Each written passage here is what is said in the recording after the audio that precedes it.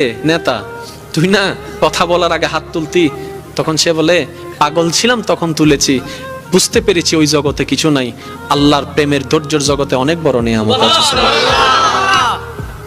এত বড় বড় সফল ব্যক্তি যদি ছোটবেলায় লাথি খাইতে পারে, আপনি পারবেন না কেন? আর সবার কথা বাদ দেন, ও নবী, আপনি শুধু একবার বলতেন জিব্রাইল উল্টাই দিত, আপনি বললেন না কেন?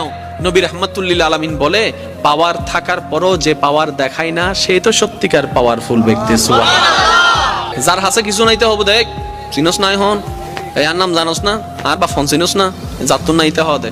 আর যার থেকে আছে, যার থেকে পাওয়ার আছে সে কি চুপ। যার থেকে সত্যিকার ক্ষমতা থাকে সে কখনো কথা বলে। আপনাকে গালি দিল, আপনি উল্টা গালি দিলেন, ধৈর্য ধরলেন। কিন্তু আপনি যদি বলতেন দিলে দাও গা, আমাকে গালি দিছো দাও গা, সে উল্টা ভাবনায় পড়ে যাবে, কি রে কারে গালি দিই, সে তো লড়ে না। সত্যি করে বলেন তো, আপনাকে কয় মিনিট গালি দিতে পারবে? একবার, দুইবার, তিনবার। গালি কখন ঝগড়া হয় জানেন?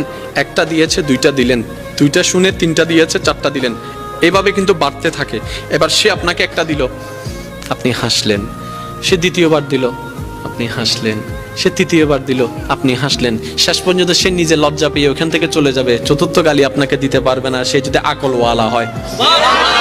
আর আপনি আমি বোকামি করি কি, এই কি হইছ তুই আরে মারি দি, মারি দনা করে পুলিশ আইরা আরো ধরিলে যার গুই, তা হইলাম না আয় তো ন দিতে দিয়ে দে, ওদের মাঝি হনে ওদের আয়, ওদের তুই চল। আমি কি বুঝাতে পারছি কথা? আফটার অল আমরা নিজেরাই নিজেদের ক্ষতি করছি। যদি আমরা ইসলামের ফর্মুলা গুলাকে একটু ঠান্ডা মাথায় মাথায় বসাইতে পারি, সফলতা আপনার কাছে, সফলতা আপনার কাছে। আপনি কি দরকার আপনার? আমি প্রায় সময় বলি, আজকেও বলছি, কি দরকার আপনার যেটা আপনার রবের কাছে নাই?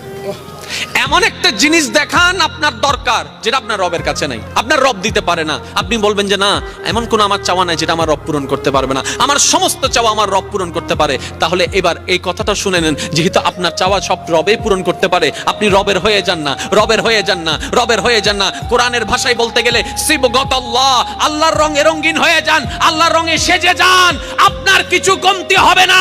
আপনি যদি পাহাড়ের গুহায় বন্দী হয়ে যান, জগৎ বলবে আমরা কেউ চিনি না তাকে, জগৎ বলবে খুঁজে পাচ্ছি না তাকে, আপনি বলবেন কাউকে পাচ্ছি না, রবে বলবে বান্দারে চিন্তা করিস না, লা তাখাফ, ভয় করিস না, ইন্নাল্লাহা মানা। সুবহানাল্লাহ। আপনার পক্ষ থেকে যেন কোনো অত্যাচার না হয়, বলেন আপনার পক্ষ থেকে কোনো অত্যাচার